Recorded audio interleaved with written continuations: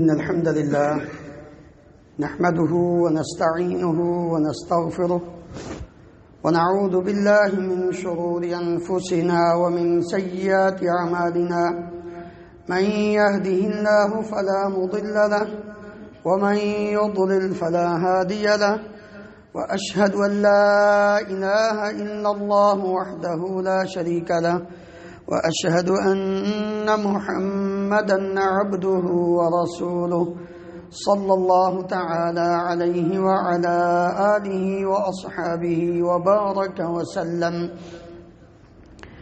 يا أيها الذين آمنوا اتقوا الله حق تقاته ولا تموتن إلا وأنتم مسلمون. يا أيها الناس اتقوا ربكم الذي خلقكم من نفس واحدة وخلق منها زوجها وبث منهما رجالا كثيرا ونساء واتقوا الله الذي تساءلون به والأرحام إن الله كان عليكم رقيبا. يا أيها الذين آمنوا اتقوا الله وقولوا قولا سديدا يصلح لكم أعمالكم ويغفر لكم ذنوبكم ومن يطع الله ورسوله فقد فاز فوزا عظيما.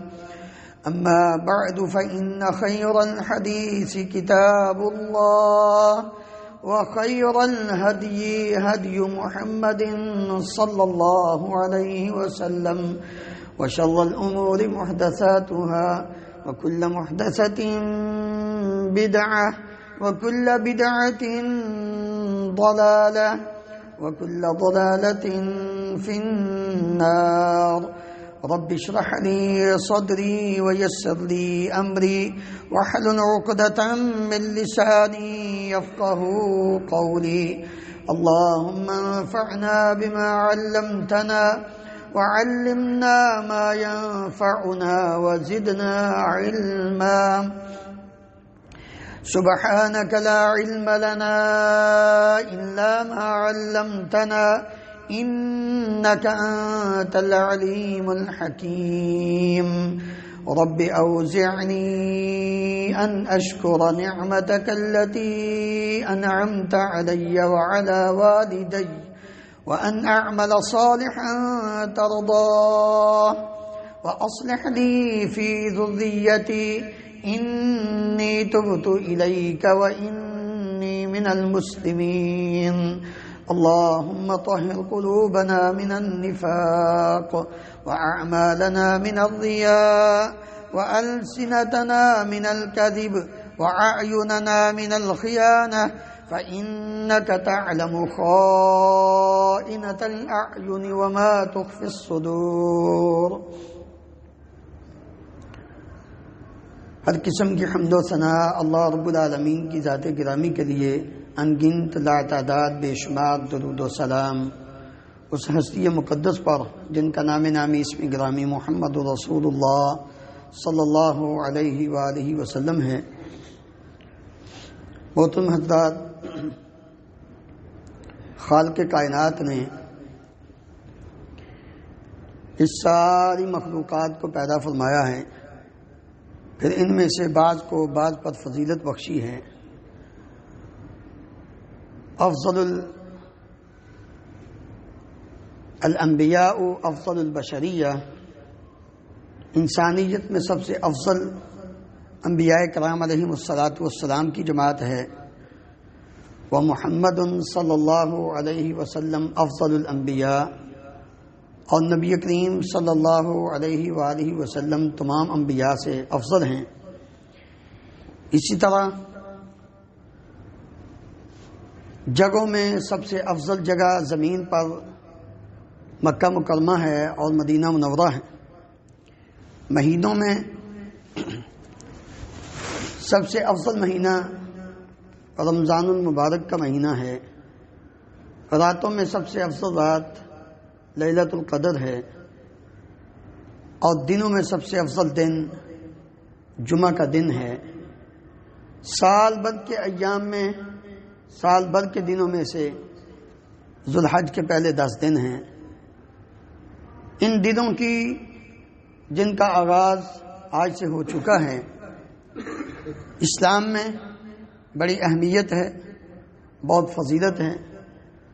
اس لیے چند ایک اہمیت اور فضیلت کے بارے میں سماعت کے بعد ان اعمال کا ذکر کرنا چاہتا ہوں جو ان دنوں میں خصوصی طور پر ہر شخص کو، ہر مسلمان کو کرنا چاہیے۔ اہمیت کا اندازہ اس بات سے آپ لگا سکتے ہیں کہ اللہ رب العالمین نے ان ایام کی قسم کھائی ہے، والفجر ولیال عشر۔ ولیال عشر سے اکثر و بیشتر مفسرین نے یہی مراد لیا ہے کہ اس سے مراد ذوالحج کے پہلے 10 دن ہیں، عشرہ ذوالحجہ ہیں۔ اس کی اہمیت کیوں اتنی زیادہ ہے؟ حافظ ابن حجر رحمہ اللہ فرماتے ہیں والذی یظہر ان السبب فی امتیاز عشر ذی الحجہ، کہ ان دنوں کی خصوصیت اور اہمیت سال بھر کے باقی دنوں میں ممتاز کیوں ہے، سبب کیا ہے؟ اس وجہ سے لمکان اجتماع امہات العبادہ فیہ، امہات العبادہ جو ہیں وہ ساری کی ساری ان 10 دنوں میں جمع ہو جاتی ہیں۔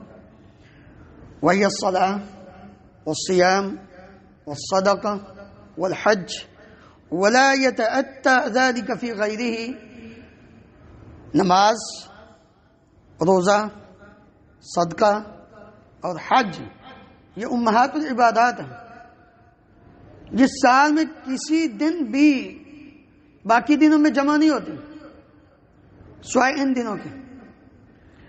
غور فرمائیں کہ نماز باقی سال میں انسان پڑھ سکتا ہے، پڑھتا بھی ہے، روزے رمضان المبارک کے رکھتا ہے، باقی دنوں کے بھی رکھ سکتا ہے، صدقہ سال بھر میں کسی بھی دن کر سکتا ہے، لیکن حج وہ صرف انہی دنوں میں، 9 ذوالحج کو، باقی کسی دن حج نہیں ہوتا۔ گویا کہ ساری جو بنیادی عبادات ہیں وہ ان دنوں میں جمع ہوتی ہیں، ان 10 دنوں کے اندر 9 ذوالحج کو حج ہوتا ہے، لہذا ان ایام کی اہمیت اور فضیلت سب سے زیادہ ہے۔ انہی دنوں میں یوم عرفہ کا دن ہے جو اگلے ہفتے کو ہوگا، 9 ذوالحج کا دن، اور یہ اتنا عظیم دن ہے، رسول اللہ صلی اللہ علیہ وآلہ وسلم سے پوچھا گیا 9 ذوالحج کے بارے میں۔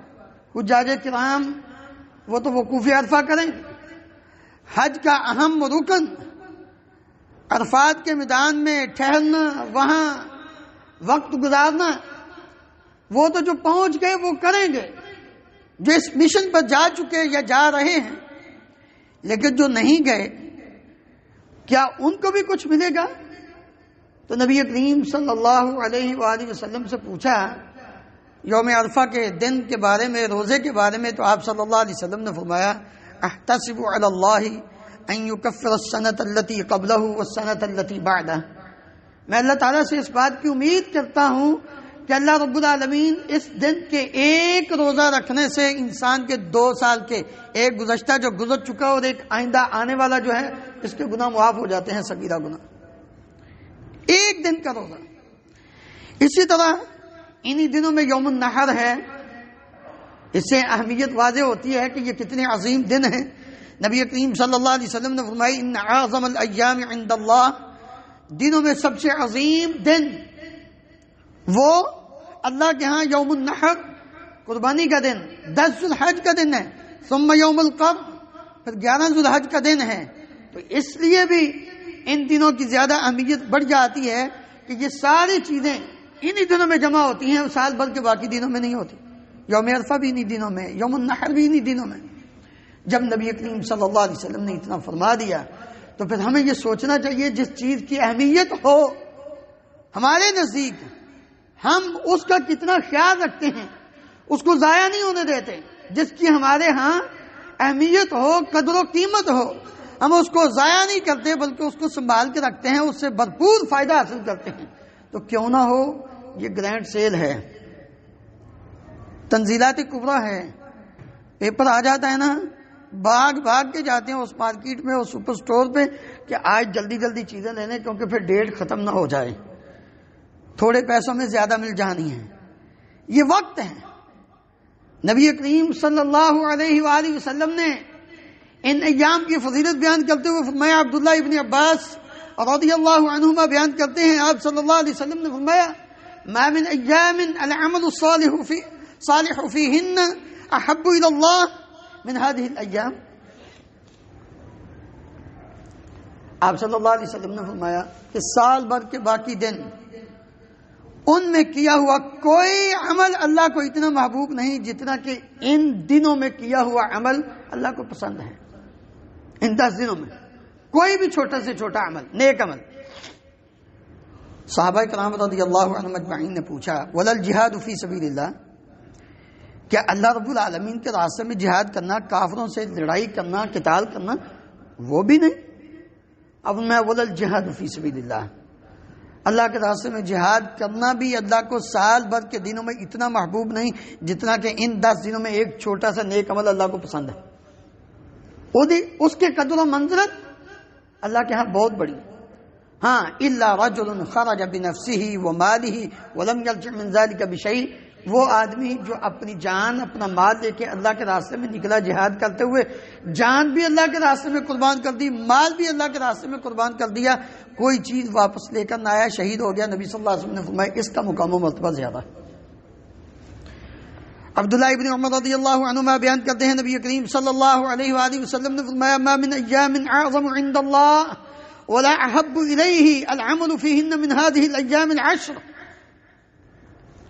اللہ کے ہاں سب سے عظیم دن، عظمت والے دن وہ یہ دن ہے، اور سب سے محبوب عمل ان دنوں میں، ان 10 دنوں میں کیا ہوا عمل اللہ کے ہاں زیادہ محبوب ہے، عظیم بھی ہو گئے، فضیلت والے بھی ہو گئے۔ نبی کریم صلی اللہ علیہ وسلم نے فرمایا، افضل ایام الدنیا ایام العشر یعنی ذی الحجہ، قیل ولا مثلہن فی سبیل اللہ، قال ولا مثلہن فی سبیل اللہ الا رجل عفر وجہہ فی التراب۔ دنیا کے دنوں میں افضل ترین دن 10 دن ہیں ذو الحج کے۔ صحابہ نے پوچھا، ولا مثلہن فی سبیل اللہ، کیا اللہ کے راستے میں جہاد، وہی حدیث جو دوسری ہے اس کے الفاظ دوسرے، اللہ کے راستے میں جہاد کرنا بھی اس کی مثل نہیں ہے؟ آپ نے فرمایا ولا مثلہن فی سبیل اللہ الا رجل، مگر وہ آدمی عفر وجہہ فی التراب جس نے اپنے چہرے کو مٹی میں ڈال دیا، یعنی شہید ہو گیا، اس کو دفن کر دیا گیا، وہ آدمی۔ نبی کریم صلی اللہ علیہ وآلہ وسلم نے فرمایا، ما من عمل ازکى عند اللہ ولا اعظم اجرا من خیر یعملہ فی عشر الاضحى، سب سے پاکیزہ عمل اور سب سے عظیم اجر کے اعتبار سے عمل وہ عمل ہے جو ان 10 دنوں میں کیا جاتا ہے، عظیم بھی اور پاکیزہ بھی۔ اس لیے کوشش کریں کہ ان دنوں میں سب سے زیادہ نیک اعمال کریں، تاکہ اللہ رب العالمین جن اعمال کو پسند کرتے ہیں ہمارے بھی وہ اعمال نامہ اعمال میں لکھے جائیں۔ وہ کیا عمل ہیں؟ رسول اللہ صلی اللہ علیہ وسلم کی جو عبداللہ ابن عمر رضی اللہ عنہما والی حدیث ہے، عظیم دنوں کے بارے میں آپ نے بیان فرمائی، اس میں آپ نے فرمایا فَأَكْثِرُوا فِيهِنَّ مِنَ التَّهْلِيلِ وَالتَّكْبِيرِ وَالتَّحْمِيدِ، جب یہ دن شروع ہو جائیں تو پھر تمہیں کیا کرنا چاہیے؟ زیادہ سے زیادہ ان ایام میں لا الہ الا اللہ پڑھنا چاہیے، زیادہ سے زیادہ ان دنوں میں اللہ اکبر پڑھنا چاہیے، زیادہ سے زیادہ ان دنوں میں الحمدللہ پڑھنا چاہیے، یعنی اللہ کا ذکر، لا الہ الا اللہ، الحمدللہ، اللہ اکبر، یہ کثرت سے پڑھنا چاہیے۔ عبداللہ ابن عمر اور ابو ہریرہ رضی اللہ عنہما، ان دونوں صحابہ کرام رضی اللہ عنہم اجمعین کی عادت مبارکہ تھی کہ جب یہ دن شروع ہو جاتے ہیں یکم ذو الحج سے، وہ بازاروں میں جب نکلتے تو تکبیرات شروع کر دیتے، اللہ اکبر اللہ اکبر اللہ اکبر، لا الہ الا اللہ واللہ اکبر اللہ اکبر وللہ الحمد، تکبیر بھی آ گئی، حمد بھی آ گئی، لا الہ الا اللہ بھی آ گیا۔ تو نبی کریم صلی اللہ علیہ وآلہ وسلم کے صحابہ اس حدیث کو سامنے رکھ کر جب چلتے پھرتے بازار میں جاتے تو اونچی آواز سے تکبیرات پڑھتے، لوگ بھی پھر ان کی طرف دیکھ کر پڑھنا شروع کر دیتے۔ اور یہ کتنا عظیم عمل ہے. نبی کریم صلی اللہ علیہ وسلم نے فرمایا ما احل محل الا بشر وما کبر مکبر الا بشر. کوئی بھی لا الہ الا اللہ پڑھنے والا وہ لا الہ الا اللہ نہیں پڑھتا بلکہ اس کو بشارت دی جاتی. کوئی بھی اللہ اکبر پڑھنے والا اللہ اکبر نہیں پڑھتا مگر اس کو بشارت دی جاتی. صحابہ نے پوچھا یا رسول اللہ صلی اللہ علیہ وآلہ وسلم ابشر بالجنہ، کیا اس کو جنت کی بشارت دی جاتی ہے؟ تو آپ صلی اللہ علیہ وسلم نے فرمایا ہاں اس کو جنت کی بشارت دی جاتی ہے جب وہ یہ کلمات پڑھتا ہے، لا الہ الا اللہ پڑھتا ہے، اللہ اکبر پڑھتا ہے تو اللہ رب العالمین اس کو جنت کی بشارت دیتے ہیں.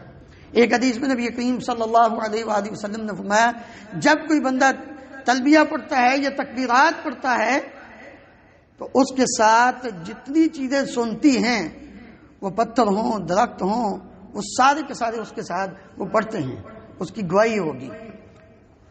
ان دنوں میں کرنے کے کام ایک تو اللہ کا ذکر، دوسرا اللہ رب العالمین نے توفیق دی ہو تو مناسک حج اور عمرہ، یعنی انسان عمرے کے لیے اور حج کے لیے جائے. یہ عظیم عمل ہے، اللہ ہم سب کو توفیق عطا فرمائے اور بار بار حج بیت اللہ کی سعادت نصیب فرمائے. یقیناً یہ اسلام کا ایک اہم رکن ہے اور اس کی اتنی فضیلت ہے کہ جس نے صرف اللہ کے لیے حج کیا، نبی کریم صلی اللہ علیہ وآلہ وسلم فرماتے ہیں جب وہ واپس لوٹتا ہے تو ایسے ہی ہوتا ہے کہ جیسے وہ آج ہی گناہوں سے پاک اپنی ماں کے پیٹ سے پیدا ہوا ہے. اتنا عظیم عمل. لیکن اگر کوئی شخص نہیں جا سکا تو کم از کم وہ اعمال تو کرے کہ جن سے حج اور عمرے کا اجر و ثواب مل سکتا ہے. اللہ اکبر. ان میں ایک عمل کوشش کریں، اگر کسی کو جلدی نہیں نہ ہوتی فجر کی نماز کے بعد، اگر کسی کو جلدی نہیں ہوتی فجر کی نماز پڑھ کے بھاگنے کی تو وہ مسجد میں بیٹھے، سورج نکلنے تک مسجد میں بیٹھ کر اللہ کا ذکر کرے، قرآن مجید کی تلاوت کرے. نبی کریم صلی اللہ علیہ وآلہ وسلم نے فرمایا جس نے فجر کی نماز جماعت کے ساتھ ادا کی ثم قعد یذکر اللہ حتی تطلع الشمس، پھر وہ بیٹھا اللہ کا ذکر کرتا رہا حتیٰ کہ سورج طلوع ہو گیا. جب سورج خوب اوپر آ جاتا ہے 15-20 منٹ کے بعد وہ 2 رکعتیں اشراق کی پڑھ کر شروق کی پڑھ کر نکلتا ہے. وہ ایسے سمجھے کہ جس نے ایک مکمل حج کیا ہے. ایک روایت میں نبی کریم صلی اللہ علیہ وسلم نے فرمایا اس کو ایک حج اور عمرے کا اجر و ثواب ملتا ہے. باقی سال میں نہیں تو یاد کم از کم ان دنوں میں تو انسان ویسے ہی بڑا اللہ کو محبوب عمل ہوتا ہے. کوئی بھی نیک عمل کرے تو پھر یہ عمل جس کا ویسے ہی ثواب حج کے برابر ہے سال میں جب بھی کبھی انسان کرے. نماز پڑھو، نماز جماعت کے ساتھ. نبی کریم صلی اللہ علیہ وآلہ وسلم نے فرمایا کہ جو انسان نماز پڑھ کر فرض نماز پڑھ کر 33 مرتبہ سبحان اللہ، 33 مرتبہ الحمدللہ، 34 مرتبہ اللہ اکبر پڑھتا ہے اللہ رب العالمین اس کو حج کا ثواب دیتے. تو جو نماز ہی نہ پڑھے، جو پڑھے نا، اس کو کہاں سے ثواب ملے گا؟ کوشش کریں جماعت کے ساتھ نماز ادا کریں، ٹائم پر ادا کریں اور اس کے بعد ان اعمال کو کرنے کی طرف توجہ کریں. دوسرا عمل روزہ رکھنا. اللہ اکبر. 9 ذوالحج کے روزے کی فضیلت تو آپ سن چکے کہ اللہ رب العالمین اس ایک روزے کے بدلے 2 سال کے صغیرہ گناہ معاف کر دیتے ہیں. اور نبی کریم صلی اللہ علیہ وسلم کی عادت مبارکہ کیا تھی؟ کان رسول اللہ صلی اللہ علیہ وسلم یصوم 9 ذی الحجہ ویوم عاشوراء و3 ایام من کل شہر. نبی کریم صلی اللہ علیہ وآلہ وسلم ان دنوں میں پہلے جو 9 دن ہوتے تھے سب کے روزے رکھتے تھے. 1 ذوالحج سے لے کر 9 ذوالحج تک نبی کریم صلی اللہ علیہ وسلم کی عادت مبارکہ تھی. ہاں وہ لوگ جو عرفات کے میدان میں وہ روزہ نہیں رکھیں کیونکہ نبی کریم صلی اللہ علیہ وسلم نے حجۃ الوداع کے موقع پر 9 ذوالحج کو وقوف عرفہ جب کیا تو آپ نے اپنی اونٹنی پر بیٹھے بیٹھے دودھ پیا یا پانی پیا، یہ ثابت کرنے کے لیے کہ آج روزہ نہیں میں نے رکھا. لیکن باقی لوگ وہ روزہ رکھتے ہیں اس لیے کہ جا نہیں سکے تو کم از کم وہ اجر و ثواب سے محروم تو نہ رہیں. وہاں اللہ رب العالمین فرشتوں پر فخر کرتے ہیں، اپنے بندوں کو یاد کر کے اور فرشتوں کے سامنے ان کا ذکر کر کے اللہ تعالیٰ قریب ہو کے کہتے ہیں گواہ رہو میں نے آج جو یہاں وقوف عرفہ فرما رہے ہیں، جو الفاظ کے میدان میں کھڑے ہیں، میں نے ان سب کو معاف کر دیا۔ تو جو یہاں ہیں ان کے 2 سال کے گناہ معاف ہو رہے ہیں۔ کوشش کریں ان تمام دنوں کے روزے رکھنے کی۔ کیوں؟ اس لیے کہ ابو سعید خدری رضی اللہ عنہ بیان کرتے ہیں نبی کریم صلی اللہ علیہ وسلم نے فرمایا ما من عبد يصوم يوما في سبيل الله الا بعد الله بذلك اليوم وجهه عن النار 70 خريفا۔ جو انسان، صحیح بخاری اور صحیح مسلم کی روایت ہے، نبی صلی اللہ علیہ وسلم نے فرمایا جو بندہ ایک دن کا نفلی روزہ رکھتا ہے اللہ کے لیے، اللہ کے راستے میں اللہ کے لیے روزہ رکھتا ہے، نبی صلی اللہ علیہ وسلم نے فرمایا اللہ تعالیٰ اس ایک روزے کے بدلے اس کے چہرے کو جہنم کی آگ سے 70 سال کی مسافت دور کر دیتے۔ اس لیے میرے عزیز بھائیوں، ان تمام دنوں کے روزے رکھنے اور 9 ذو الحج کا خصوصاً جو اگلے ہفتے کو آ رہا ہے وہ لازمی انسان کو رکھنا چاہیے۔ تیسرا کام کہ صدقہ کرنا۔ اللہ تعالیٰ کا ذکر و اذکار کے بعد، روزے کے بعد، مناسک حج اور عمرہ کے بعد اور یوم عرفہ کے روزے کے بعد صدقہ کرنا، بے شک تھوڑا کریں، ضرور کریں، ہر روز کریں، 100% کریں، ربع کریں۔ کوئی جبر نہیں ہے کہ لازمی سینکڑوں دینار انسان خرچ کرے۔ بھئی آپ کو جتنی اللہ تعالیٰ نے توفیق دی ہے آپ اس میں کریں اور روزانہ کریں، یہ نیت کر کے کہ اللہ رب العالمین کو ان دنوں میں کوئی بھی عمل بڑا پسند ہے، اپنی نیت دکھلاوا نہیں، کیونکہ نیت بنیاد ہے تمام اعمال کی۔ اگر یہ پہلی سیڑھی درست ہوئی تو باقی بلڈنگ درست ہو جائے گی۔ تو اگر آپ کی نیت ہی خراب ہوئی تو پھر آپ کروڑوں دینار بھی خرچ کر لیں تو کوئی فائدہ نہیں ہے۔ اس لیے نیت خالص کر کے بے شک 100% دیں، ربع دیں، آدھا دیں اللہ رب العالمین کو، لیکن روزانہ دیں، یہ سمجھ کر کہ ان دنوں میں چھوٹے سے چھوٹا عمل بھی اللہ کو پسند ہے، لہذا میں اپنی ہمت و طاقت کے مطابق صدقہ کر رہا ہوں۔ اسی طرح ان دنوں میں، باقی دنوں میں بھی اور ان دنوں میں خصوصی طور پر نماز کی پابندی اور جماعت کے ساتھ نماز کو ادا کریں، تاکہ ایسا نہ ہو کہ نماز باقی اعمال تو کرتے رہیں اور نماز جو اصل کام ہے وہ آپ کرائی جائے، یہ درست نہیں ہے۔ نماز جماعت کے ساتھ یہ بار بار اللہ تعالیٰ ان چیزوں کو بیان کر کے بھیج کر کے ان ایام کو ہماری ٹریننگ چلتا ہے، ہمیں تربیت دیتا ہے کہ ہمارے اندر عادت پڑ جائے، ہمارے اندر شوق پیدا ہو جائے۔ دنیاوی معاملات میں ہم اس چیز کو دیکھتے ہیں کہ ہمیں فائدہ کہاں سے ملتا ہے۔ اللہ رب العالمین نے بھی اس لیے ان دنوں کی فضیلت زیادہ بیان فرمائی نبی کریم صلی اللہ علیہ وسلم نے، تاکہ ہمارے اندر یہ شوق پیدا ہو۔ اللہ تعالی ہم سب کو سمجھنے کی، عمل کرنے کی توفیق عطا فرمائے۔